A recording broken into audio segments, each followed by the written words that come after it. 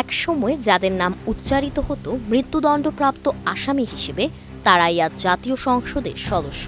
রাজনীতির ইতিহাসে বিরল এক নাটকীয় মোড় এনে ত্রয়োদশ জাতীয় সংসদ নির্বাচনে বিজয়ী হয়েছেন বিএনপির লুৎফুজ্জামান বাবর ও আব্দুস সালাম পিন্টু এবং জামায়াতে ইসলামীর নেতা এটিএম আজহারুল ইসলাম। ফাঁসির দণ্ড মাথায় নিয়ে দীর্ঘ কারাবাস শেষে ব্যালটের রায়ে সংসদে পৌঁছানোর এই যাত্রা যেন বাস্তবের চেয়েও বেশি নাটকীয়।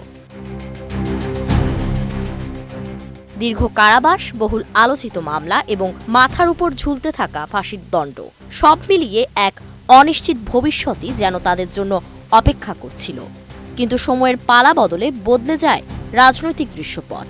জুলাইয়ের রক্তাক্ত গণ অভ্যুত্থানের পর দেশের রাজনীতিতে আসে বড় পরিবর্তন। সেই পট পরিবর্তনের ধারাবাহিকতায় আইনি প্রক্রিয়ায় তারা মুক্তি পান এবং অংশ নেন বহুল প্রতীক্ষিত ত্রয়োদশ সংসদ নির্বাচনে। ফলাফল, ব্যালটে জনগণের রায় তাদের পক্ষে। কোয়ালিটি সম্পন্ন আন্তর্জাতিক মানের still bar CSRM, committed for better still. এর আগে 2004 সালের 21শে আগস্ট ঢাকায় আওয়ামী লীগের সমাবেশে গ্রেনেড হামলার মামলায় সাবেক স্বরাষ্ট্র প্রতিমন্ত্রী লুৎফুজ্জামান বাবর 2007 সালে গ্রেফতার হন। এরপর দীর্ঘ 18 বছর কারাগারে কাটান তিনি। জামিন মেলেনি একদিনের জন্য। কারাগারে অন্ধকার প্রকোষ্ঠ, আদালতে যাওয়া আসার দৃশ্য, সব মিলিয়ে যেন তার রাজনৈতিক জীবনের পরিসমাপ্তিই দেখেছিলেন অনেকে। কিন্তু আগস্টে রাজনৈতিক পট পরিবর্তনের পর আইনি প্রক্রিয়ায় সব মামলা থেকে খালাস পান তিনি। গত বছরের 16 জানুয়ারি কারামুক্ত হয়ে নিজ জেলার নেত্রকোনায় ফেরেন। নেত্রকোনা 4 আসনে ধানের শীষ প্রতীকে নির্বাচন করে তিনি 1,60,801 ভোট পেয়ে বিজয়ী হন। তার নিকটতম প্রতিদ্বন্দ্বীর চেয়ে তিনি 1,20,000-এরও বেশি ভোটে এগিয়েছিলেন। একই মামলায় মৃত্যুদণ্ডপ্রাপ্ত বিএনপি নেতা আব্দুস সালাম পিন্টুও দীর্ঘ 17 বছর কারাবাসের পর 2024 সালের 24 ডিসেম্বর মুক্তি পান।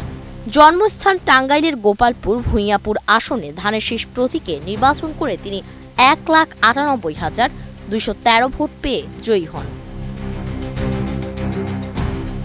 অন্যদিকে মানবতা বিরোধী অপরাধের মামলায় আন্তর্জাতিক অপরাধ ট্রাইব্যুনাল 2014 সালে জামায়াতে ইসলামীর নেতা এটিএম আজহারুল ইসলামকে মৃত্যুদণ্ড দেন। 2009 সালে গ্রেফতারের পর দীর্ঘ 1 যুগ কারাবন্দী ছিলেন তিনি। গত বছরের 28শে মে কারামুক্ত হয়ে রাজনীতিতে সক্রিয় হন। রংপুর 2 আসনে দাঁড়িপাল্লা প্রতীকে নির্বাচন করে বিপুল ভোটের ব্যবধানে জয় পান তিনি। এক সময় যাদের ভবিষ্যৎ অনিশ্চয়তার অন্ধকারে ঢাকা ছিল, আজ তারা সংসদে প্রতিনিধিত্ব করতে যাচ্ছেন জনগণের ভোটে। ফারিন রহমান প্রীতি, এটিএন নিউজ।